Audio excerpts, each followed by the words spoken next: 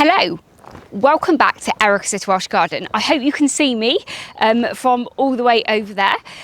But today I'm at home in my forest garden, and it's been a couple of months now since the 17th of January where I uploaded a video standing here or sitting here in a tree that had fallen over, and I talked to you about all of the plans that I had to restore this part of my garden into a beautiful forest garden.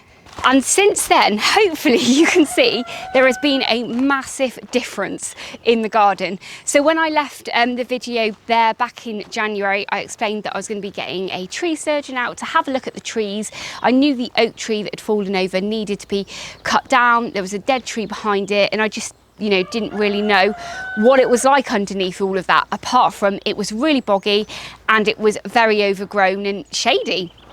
So the tree surgeons came out and they explained that obviously what I thought already, those trees needed to come down, but there was also a tree that was overhanging from the boundary line that was also intertwined with those trees. So fast forward a month or so after that, they came out and they did their thing, and they have left behind all of this wood that you can see behind me. Since then, I've been very busy focusing on other areas that they worked on and doing things up there. So this is very much just the second stage on from that first video I did. If you've not seen the first video I did where I showed you all of the different areas and what it looked like, I'll put a link above in the description now so you can have a look. But the main thing that I'm really excited to do today is I have a tape measure with me, and we are going to measure the actual area because I have no idea how big it is.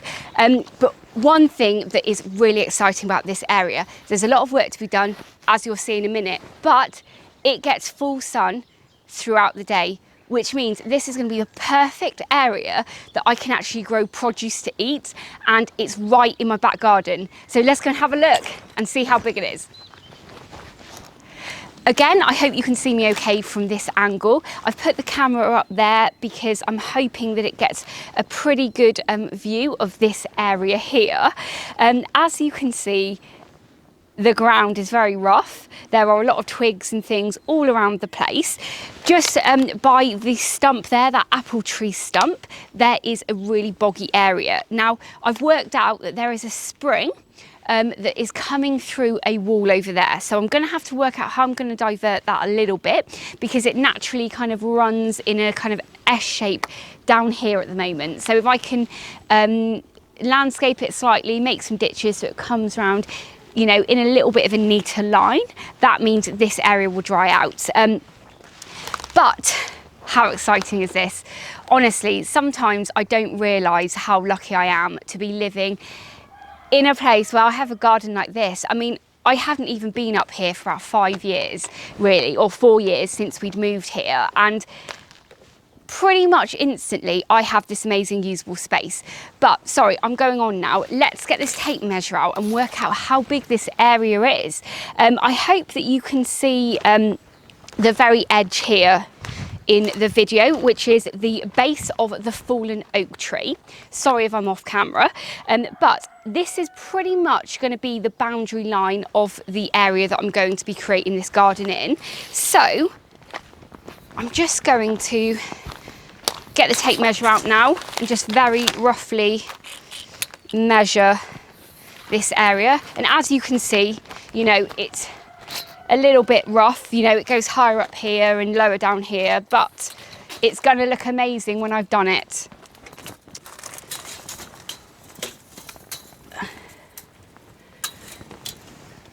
I'm just going to do this roughly because I've got this set to 2 meters. So I could probably work it out from the fence panels as well, but I'm not sure. So 2, 4,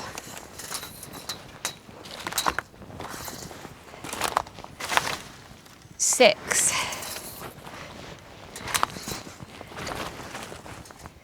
8. Okay, so let's call this 9 meters, 9.5 meters. And then let's go the other way. So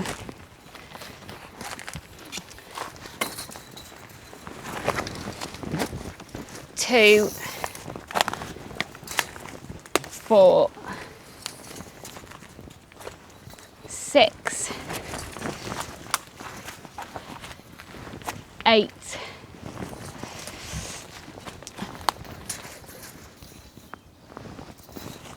10, and all the way up here is about 12. So 9.5 by 12 meters. No idea what that is in foot. I'll work it out and then put it on the screen for you. So now I've measured up the area, it leads me on to thinking about what I'm actually going to be doing here and what the next job in the very long list of jobs that need to be done up here to make it what I want it to be. This project is definitely going to be over a good few years, and it's going to evolve as I go along. I'm sat on a massive pile of oak right now that needs to be processed. This oak tree, and there was apple there and I think some ash. I've got these log piles left over by the tree surgeons. They were really great and they managed to actually wood chip a lot of it. They got their something like 200 kilogram wood chipper up here, which needed dismantling first and putting back together up here. But I was so pleased with them because a lot of the smaller twigs and stuff on that tree have created some amazing wood chip that have been put down as a pathway further down there, but also it's now been put in my garden and really helping me actually create a beautiful back garden, or, you know, nice cottage garden out there. So I'm so pleased with that. But all of this wood now does need to be processed. Most of it is going to be going into logs for our wood burner. I've already got a big pile already that took me about 5 hours to split the other day, but pretty much, unfortunately, most of this will be going into wood for our log burners, but some of them will be kept for seating. I'm sat on one now, and, you know, putting pots on and bits and pieces like that. The apple over there, you've already seen that stump was left there. We left that really high so I wouldn't be tripping over it, but it also means that as that decays, that will give a really good habitat to lots of beneficial insects, or just insects in general that need a home. And like I've said already, that spring needs to be sorted out so that area can dry out. But the first thing I do, and I've planned to do, is get a fence in. Obviously there is a massive shed or massive workshop that somebody has at the end of their garden, and there is no fence between my garden and theirs at the very end. That's obviously their area of the garden that they never go to, but we can see it and we don't want to be seeing it. So I will be actually laying a hedge across there. So I found a company that do a really good selection of hedging, and the hedging that they supply is all edible. So it's things like the small plums, cherries, apples, elderberries and things like that. So I am going to be doing an order from them, but I did need to work out how much I needed to order first. So now I've measured it, I can work out how many plants I need to buy and things like that. So I need to work that out and put my order in before the 18th of April, I think it is, so I can get the order this year. So that is going to be the first thing that I look at getting done across the border there, because that's going to take the longest to grow, and it would be really nice if we could get that screened as quickly as possible.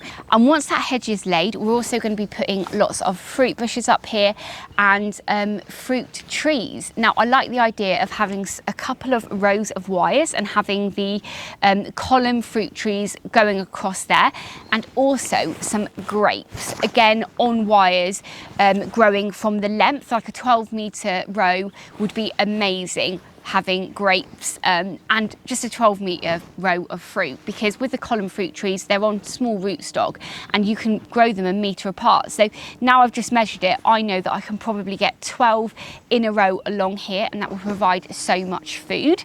So there you go. I'm going to leave the video here now, because really this is at the beginning stages of what's going to be happening here. So now I know the size of it, I can really start to think about maybe even drawing a plan out of what I'm going to be doing here, and then starting to actually make those plans.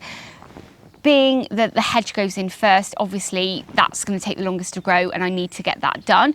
But the rest of it, I'm not sure if I'm going to get it covered so that, you know, it doesn't just explode with weeds this year, and just work on it slowly. Whether or not I put wood chip down, I don't know yet. We're really at the beginning. If you have any ideas though of what I could do with this area, or what plants you would grow in a fully kind of sunny garden, let me know. Thank you so much for watching today. If this is the first time you're watching one of my videos, please do hit that subscribe button and ring the bell to be notified of all of my latest videos. As ever, YouTube have some videos up now on the screen that they think you'll like. So please go ahead and watch those, and I'll catch up with you in the next episode. Bye.